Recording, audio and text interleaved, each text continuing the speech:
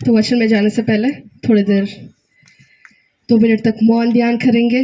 भगवान से पूछेंगे, भगवान परमेश्वर आप हमसे बात करें आपके वचन से।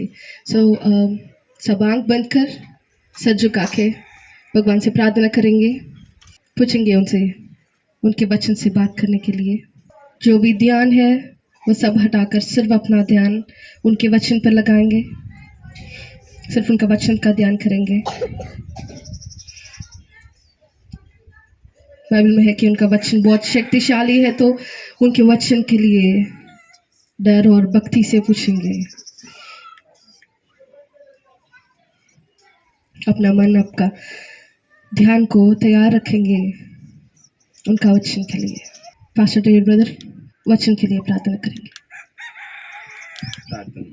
స్తోత్రం దేవా యేసు రక్ష పరిశుద్ధాత్మ దేవా ನಿಂಗೆ ಹೆತ್ತೋ ವಂದನಾಲ యేసు ರಕ್ಷ ಓ ದೇವಾ యేసు ಪ್ರಭಾ ರೋಜು ಇಸ್ರಾಯೇಲರ ಮಧ್ಯದಲ್ಲಿದ್ದು ಪ್ರಭಾ ಮಾತನಾಡಿದ ದೇವರ యేసు ಪ್ರಭಾ ಮೋಶೆಯಲ್ಲಿದ್ದು ದೈವೋಕ್ತಿಗಳನ್ನು ನುಡಿದ ದೇವರ యేసు ಪ್ರಭಾ ಎಹೆಜ್ಕೇಲನಲ್ಲಿದ್ದು ದೈವೋಕ್ತಿಗಳನ್ನು ನುಡಿದರೆ యేసు ಪ್ರಭಾ ಸತ್ತು ಹೋಗಿರುವ ಎಲುಬುಗಳಲ್ಲಿ ಜೀವ ತುಂಬಿದ ದೇವರ యేసు ಪ್ರಭಾ ಓ ಪೇತ್ರನಲ್ಲಿದ್ದು ಮಾತನಾಡಿದ ದೇವ ಆತ್ಮೀಯ ತಲ್ಲಿ ತಂದೆ ಸಾಮನ ಹೆಸರಕದಲ್ಲಿದ್ದು ಮಾತನಾಡುವ ದೇವರು ರಾಜ ಈ ರೋಜು ಪ್ರಭಾ ಅಕ್ಕನೊಳಗೆ ನೀನಿದ್ದು ಪ್ರಭಾ ಅನೇಕ ರಹಸ್ಯಗಳು ಬಯಲ್ಪಡಿಸು ಪ್ರಭಾ ದೇವ ಅಕ್ಕ ಮಾತನಾಡುವಾಗ ರಾಜ ನಿನ್ನ ಸ್ವರಗಳು ಪ್ರಭಾ ನಿನ್ನ ದೈವೋಕ್ತಿಗಳು ಹೊರಡಲೈಸು ರಾಜ ಅಕ್ಕನೊಳಗೆ ನೀನಿದ್ದು ಮಾತನಾಡಿ ಮೈಮನ್ಕೋತರೆಂದು ಯೇಸು ನಾಮದಲ್ಲಿ ಪ್ರಾರ್ಥನೆ ಆಮೆನ್। हालेलुया। तो सबसे पहले एक वचन देखेंगे, यशाया 44:24। ನಿನ್ನನ್ನು ಗರ್ಭದಿಂದಲೂ ರೂಪಿಸುತ್ತಾ ಬಂದಿರುವ ನಿನ್ನ ವಿಮೋಚಕನಾದ ಯೆಹೋವನು ಹೀಗೆನ್ನುತ್ತಾನೆ, ನಾನೇ ಸರ್ವಕರ್ತನಾದ ಯೆಹೋವನು, ಸರ್ವ ಕಾರ್ಯಕರ್ತನಾದ ಯೆಹೋವನು, ನಾನೊಬ್ಬನೇ ಗಗನ ಮಂಡಲವನ್ನು ಹರವಿ ಭೂಮಂಡಲವನ್ನು ವಿಸ್ತರಿಸುವವನಾಗಿದ್ದೇನೆ, ನನಗೆ ಸಹಾಯಕನುಂಟು। ನಾನು ಕೊಚ್ಚಿಕೊಳ್ಳುವವರ ಶಕುನಗಳನ್ನು ನಿರರ್ಥಕಪಡಿಸಿ ಕಣಿ ಹೇಳುವವರನ್ನು ಮರಳುಗೊಳಿಸಿ ಜ್ಞಾನಿಗಳನ್ನು ಹಿಂದಕ್ಕೆ ತಳ್ಳಿ ಅವರ ತಿಳುವಳಿಕೆಯನ್ನು ಹುಚ್ಚುತನವಾಗ ಮಾಡಿ ನನ್ನ ಸೇವಕನ ಮಾತನ್ನು ಸ್ಥಾಪಿಸಿ ನನ್ನ ದೂತರ ಮಂತ್ರ ಆಲೋಚನೆಯನ್ನು ನೆರವೇರಿಸುವವನಾಗಿದ್ದೇನೆ। हालेलुया। बस हालेलुया। ये कितना अच्छा वचन से भगवान बात कर रहे कि मैं सबका बनाने वाला हूँ। अगर आप यहाँ बैठे हो तो वो किसकी वजह से? वो सिर्फ परमेश्वर की वजह से। हम खुद अपने इच्छा से नहीं आए हैं, हम अगर यहाँ पे है तो उनके कृपा से आए हैं। सब लोग सोच रहे हैं अगर हम परमेश्वर को माने हैं तो हमारी बीमारी की वजह से या कुछ और वजह से हम कुछ चल के आए हैं, लेकिन नहीं। अगर उनके कृपा के बिना हम यहाँ बैठे हैं तो हम ज़्यादा देर तक बैठ नहीं पाएंगे, हम उन पे ज़्यादा दिन टिक नहीं पाएंगे। हम उनमें टिकना है तो बस उनके कृपा की वजह से टिकेंगे। किसके वजह से? उनके कृपा की वजह से। और कुछ दे के खरीदे हम उसे? नहीं। हमको कैसे मिला था वो कृपा? हम मांगे थे? नहीं, हम मांगे भी नहीं थे, लेकिन वो अपने इच्छा से हमें उनका कृपा दिया है। उनके अपने इच्छा से हमें रक्षण दिया है। वो हम भाग के नहीं गए थे, लेकिन वो भाग के आए थे हमारे पास। किस समय पे आए थे? किस रूप से आए थे? इंसान के रूप से, या पास्टर या दीदी की वजह से आए होंगे, लेकिन किस वजह से आए थे? उनका सोच है कि उनके बेटी या बेटा रोना नहीं, दुखी में अकेला रहना नहीं, और कोई भी नरक नहीं जाना है। इस एक कारण से वो भागते आए थे, क्योंकि हमें थामने के लिए। जब हम अकेले ठहरे थे, रो रहे थे, कोई इंसान अपने पास नहीं था, वो उस समय में आए थे। क्यों आए थे? एक माँ जैसे उनके बच्चों को थामती है, वैसे थामने के लिए वो आए थे। और वो उनका गुण है। उनका गुण ये है, जैसे माँ बाप इस धरती पे प्यार करते हैं, उससे ज़्यादा वो हमसे प्यार करते हैं। जो हम माँ बाप से पूछते हैं उससे ज़्यादा देने का इच्छा उनका है। तो आज ये स्पेशल ओकेशन था कि एक दिन फ़ोन आया था। सब लोग अगर सामने हटे तो पीछे लोगों को बैठने के लिए स्थान मिलेगा। हालेलुया। हालेलुया। हाँ, और बाइबल में ये लिखा हुआ है जो भी परमेश्वर देते हैं वो अच्छा ही होता है, हालेलुया और जो अच्छा है वो सब ऊपर से मिलता है। हालेलुया इसका मतलब ये है कि जो ये धरती पे सब मिलता है, जो हम खुद अपने बलबूते पे कमाते हैं, वो सब जब हम तुलना करते हैं जो भगवान देने का है, उससे कोई तुलना भी नहीं होती है। क्योंकि अगर भगवान देते हैं तो वो दिल खोल के देते हैं, और जितना हम अपने हाथों में भर भी नहीं सकते उतना आशीर्वाद वो देते हैं। तो हमेशा जो भी भगवान देते हैं वो ले लेना चाहिए। हमेशा इंसानों की एक आदत होती है, जो हम पूछते हैं वो अगर भगवान नहीं भी दिए तो उनसे वापस हम सवाल करने शुरू कर देते हैं, मैं जो पूछी थी और आप क्या दिए, करते हैं। हर बार होता है इंसानों के साथ ऐसा। मैंने तो ये नहीं पूछा था, मैं पूछी भी नहीं थी, और आप ये दे दे, अब मैं इसका करूं क्या। और इस बात पे भगवान कहते हैं अगर मैं कुछ दे रहा हूं तो मैं बहुत सोच समझ के दे रहा हूं, आमेन हालेलुया और जो भी भगवान देते हैं वो आशीर्वाद में जरूर बदलेगा। और इस बात का गवाही मैं दे सकती हूँ, क्योंकि मैं मेरे घर में तीसरी बेटी हूँ। हालेलुया और जब मैं पैदा हुई थी मेरी माँ रोई थी, मेरे पिता निराश हो गए थे, और सब लोग ताना देना शुरू कर दिए थे मेरी माँ और पिता को। मेरी माँ आने की वजह अलग थी, वो बीमार थी और उनको डॉक्टर भी कुछ भरोसा नहीं दिए थे, बोले थे कि थोड़े दिन का समय है और ज़्यादा दिन रहोगे नहीं, और बच्चे तो सोचना भी नहीं। पहले और 2 बेटियां थे मेरे दीदी। तो इस समय में उनका भगवान के पास जाना हुआ, कोई और लेके गए थे, बोले थे मानोगे तो ठीक हो जाओगे। तो बस एक ही बात पूछी थी भगवान से, अगर ठीक हो गई तो मैं मान के आप में ही खड़ा रहूंगी, जब तक जाने तब तक खड़ा रहूंगी। और यही बात पे पूरा जब भी वो भगवान को बात दी थी उसके थोड़े दिन बाद ही वो ठीक हो गई थी। जो डॉक्टर्स बोले थे कि बचोगे ही नहीं, वो भी नहीं माने थे, क्योंकि उनमें इतना शक्ति आ गया था। बच्चों को संभालने की भी शक्ति नहीं थी, लेकिन तीसरा बच्चा पैदा करने के लिए तैयार हो गई थी, इतना शक्ति भगवान दे दिए। और उसके बाद मेरा पूरा परिवार भगवान में था, उपवास कर रहे थे, बेटा चाहिए। और 5 दिन उपवास के बाद मेरी माँ गर्भवती हुई। अब सोचो उपवास करने के बाद उनका आशा क्या होगा। तो वो मान गए थे बेटा जरूर होगा। और जब गर्भवती थी बहुत सारे शोधन आए, एक बार नीचे भी गिर गई और बहुत सारे हेल्थ इश्यूज भी आ गए थे। फिर भी जब भी वो डिलीवरी करने के लिए भी लेके गए थे, तब भी डॉक्टर्स बोल दिए बचने की तो आशा भी नहीं है, नीचे गिर गए। मैं तो 1 महीने पहले ही डिलीवरी हो गई थी मेरी, तो डॉक्टर्स तो बोल दिए भरोसा तो नहीं है, अगर देखना है तो आखिरी बार देख लो, कह दिए। सब लोग रोने शुरू कर दिए, भगवान भगवान बोल के गए थे, क्या हुआ अब। जो इंसान बोले तो वो तो आप सुने नहीं।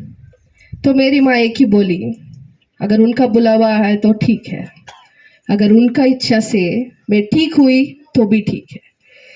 तो ऐसा सब हो गया, ऑपरेशन हो गया, सब अच्छा हुआ। अब दोनों जिंदा थे, लेकिन लोगों को ये निराशा हो गई कि तीसरी बेटी हो गई। यहाँ पे लोग ये नहीं देख रहे कि जिंदा है, डॉक्टर को भरोसा भी नहीं दिए थे कि बचेंगे। इसकी खुशी नहीं है, लेकिन इस बात की दुखी है कि तीसरी बेटी हो गई। हमेशा लोगों को यही रहता, एक बात हो गई तो दूसरी बात, दूसरी बात हो गई तो तीसरी बात, किसी ना किसी बात पे निराशा होना ही है। भगवान सोच रहे हैं, तुम पूछ रहे थे अब तक कि जिंदा रहना बस है, मैं चलो दे दिया, अब ये बात की खुशी नहीं है तुम्हें, और तुम रो रहे हो कि बेटी हुई है। और जब ये लोग रो रहे थे हॉस्पिटल में, सब लोग कह रहे थे कि अच्छी बेटी हुए, रो रहे क्यों? अगर तुम्हें नहीं चाहिए तो मुझे दे दो, मैं लेके चली जाऊंगी। क्योंकि हमेशा ऐसा होता है, जिसको आशीर्वाद भगवान देते हैं उसके लिए कई लोग रो रहे होंगे।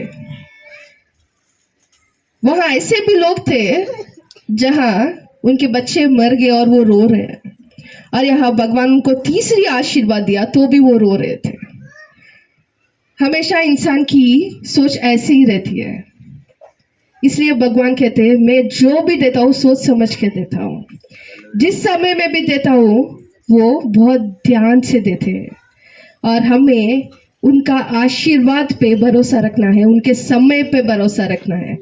कई लोग ऐसे भी रहते हैं कि अगर भगवान कुछ बात दे दिए, कुछ प्रमाण कर दिए और वो हो रहा नहीं, तो इस बात पे निराश होते रहते हैं कि कितना दिन और इंतजार करना पड़ेगा, कितने बार लोगों का ताना सुनना पड़ेगा, कितना दिन कितने दिन कितने दिन।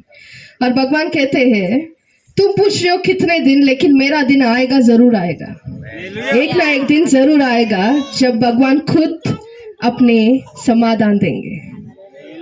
वो हम जैसे देंगे वैसा नहीं होता, अगर वो समाधान देंगे तो लोग फिर वापस एक प्रश्न भी नहीं पूछ पाएंगे, ऐसा जवाब देंगे वो। तो हमेशा हमें यही करना है, इंतजार करना है उनका जवाब के लिए। और हमारे परिवार में भी ऐसे ही हुआ था, तीसरी बेटी हुई थी, थोड़े दिन नाराज हो गए, फिर बाद में सोचने लगे, हमारे समाज में तो होता ही, अगर बच्ची पैदा हुई तो बहुत समझते हैं, थोड़े दिन के बाद शादी करना है, कैसे करेंगे कैसे करेंगे, ये सब हो गया। लेकिन मेरी माँ को भगवान प्रमाण करे थे कि तुम्हारी बेटी हुई, लेकिन ये बेटी कभी ना कभी बनेगी, सबकी आशीर्वाद बनेगी। ये प्रमाण उनको याद था, मैं भी उनसे पूछती थी एक होगा कैसे, और ये प्रमाण वो था, ये अब्राहम का वाग्दान था, वही वाग्दान मेरे मम्मी को मिली थी, तो वो यही बात पे ठाली थी, बस होगा, कभी ना कभी होगा। और वो होने के लिए कितने साल पड़े मालूम आपको? 25 साल लग गए। लोग पूछ रहे थे, लोग बातें भी सुना रहे थे, सवाल भी पूछ रहे थे, लेकिन आज मुझे देख के कोई फिर पूछता नहीं, क्या करे तुम्हारे भगवान। आज पूछने का कोई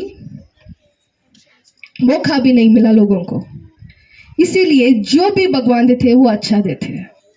और जब भैया को फोन आया था एक दिन, हम दोनों साथ में ही थे, डेविड ब्रदर कॉल करे, बोले भैया तीसरी बेटी हुई है,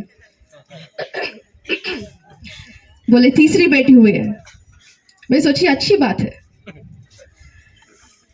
लेकिन लोगों को रहता, दीदी आप अच्छे से सुन रहे हो, तीसरी बेटी हुई है, आप अच्छी बात कह रहे हो, लेकिन लोगों को शायद लग रहा होगा कि दीदी ठीक से सुनी नहीं, इसलिए अच्छी बात कह रही है। लेकिन वो सच्ची में अच्छी बात है, क्योंकि वो भगवान का दिया हुआ है। बच्चे भगवान के वरदान होते हैं, जिसे भी वो देते हैं वो आशीर्वाद में जरूर बदलेंगे एक दिन। हम इंसानों की सोच की वजह से हमें लगता होगा कहीं ना कहीं कि क्या होगा कल, लेकिन भगवान को वो कल भी मालूम है, वो परसों भी मालूम है, इसीलिए वो दिए हैं। ये इसीलिए नहीं दिए कि उनको मालूम नहीं है, उनको सब पता है, फिर भी वो दिए हैं क्योंकि उनको पता है वो आशीर्वाद में एक दिन बदलेंगे। सब कुछ सहना होगा, लोग पूछेंगे, बातें सुनाएंगे, सहना होगा। ये सिर्फ बच्चों के बारे में ही नहीं है, हमारे जिंदगी में जो भी हम सहते हैं वो अगर भगवान के नाम में सह रहे हो वो तुम्हारे लिए धन्यता है। ये बात बाइबल में भी लिखा हुआ है, लेकिन सब लोग सोचते होंगे किसी मुश्किल में, किसी निराशा में होंगे तो ये धन्यता की बात क्या है, किस बात की धन्यता है। हम रो रहे हैं, ये तो खुशी की बात तो है नहीं, लेकिन ये खुशी की बात इसीलिए है क्योंकि जब तुम ऐसे समय से गुजर रहे हो तो आपके पास कोई इंसान खड़ा हुआ नहीं होगा, लेकिन आपके भगवान आएंगे भागते हुए, हालेलुया तुम्हारे पास आएंगे, तुमसे पहले वो खड़े होंगे ये सब बातें सुनने के लिए। इसीलिए ये धन्यता की बात है, इसीलिए खुशी की बात है, क्योंकि जो ये सर्व संसार को बनाए हैं वो अगर आपके साथ खड़े हो रहे तो आपको किसकी जरूरत है। और ऐसे समय में भगवान जैसे माँ बाप ठहरे हुए थे वैसे आपके भगवान आपके पास ठहरे होते हैं। इसीलिए ये धन्यता और खुशी की बात है। और जो समय लगता है ये बातों को आशीर्वाद में बदलने के लिए ये बहुत होता है, लेकिन ये समय में लोग सीख भी लेते हैं और गवाही भी दे सकते हैं एक दिन कि जब वो पीछे मुड़ के देखते हो उस बात की गवाही जरूर दे सकते हैं। जैसे मैं यहाँ खड़ी हूँ, मैं जरूर कह सकती हूँ तीसरी बेटी हो या चौथी बेटी वो आशीर्वाद में जरूर बदलेगी। और ऐसा होता है, मैं एक जगह पे गई थी, उस दिन मुझे जाना भी नहीं था, लेकिन ऐसे ही किसी और को जाना था, लेकिन मैं चली गई। और वहाँ जाने के बाद प्रेयर मीटिंग हो गया, सब हो गया। और हम जब भी किसी के घर में जा रहे हो तो वहाँ एक ही बात सब लोग बोल रहे थे, दीदी एक बेटा चाहिए, 3 बेटियां ऑलरेडी है। जो बात पे मेरे माँ बाप रोए थे वही बात के लिए आज भगवान मुझे गवाही बन के ठहरा दिए, क्योंकि जो ऐसे रो रहे हैं उनको मुझे देखना है। मुझे देख के ये सोचेंगे एटलीस्ट वो एक तसल्ली तो मिलेगी उनको कि तीसरी भी हो, भगवान ऐसे आशीर्वाद दिए तो ठीक है बस। इसीलिए जो भी आप आज सह रहे हो वो किसी ना किसी दिन गवाही में जरूर बनेगा। जिस बात पे आप आज रो रहे हो उस बात पे आप किसी ना किसी को तसल्ली जरूर दे पाएंगे आपके खुदा के नाम पे, ये कह के कि भगवान एक ना एक दिन जरूर आशीर्वाद देंगे। जरूर एक ना एक दिन जिस बात पे आप रो रहे हो वो जरूर एक ना एक दिन आपको खुशी देगी। जिस बात पे मेरे माता पिता रोए थे आज उस बात पे वो गर्व करते हैं। ये हमारी शक्ति नहीं है, ये सिर्फ भगवान का कृपा है। हम इसके लिए भाग दौड़ के कुछ नहीं करे थे, लेकिन सिर्फ वो चुने हैं इसीलिए आज मैं पास्टर को भी बोलना चाहती हूँ, तीसरी बेटी होगी लेकिन जरूर एक ना एक दिन आशीर्वाद में जरूर बदलेगी। जितना आप सोच रहे हो या जितना आप दुखी हो रहे हो आज दिन, उससे कई ज्यादा गुना आप खुशी होगे एक ना एक दिन उसे देखकर। जितना आशीर्वाद आप पूछ के ना मांगे होंगे, लेकिन उतना वो खुद अपने हाथ से इस बेटी के द्वारा आपको देंगे।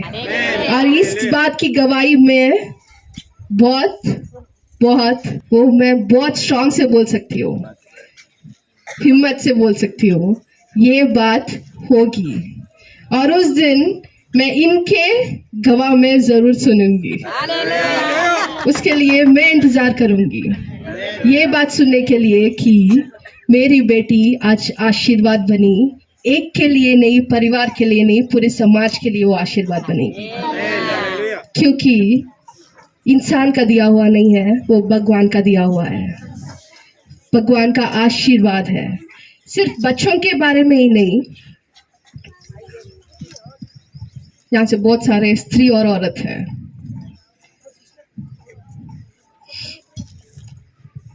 मैं सबको एक ही बात बोलना चाहती हूँ, जब भी आपके घर में बच्ची होगी आपको उसे सिर्फ बच्ची के रूप में नहीं देखना है। यहाँ पे कितने सारे माँ हैं, कितने सारे माँ हैं, बहुत सारे माँ हैं। आप आपके परिवार को छोड़ के किसी और के परिवार को संवारने आए हो, हाँ या नहीं?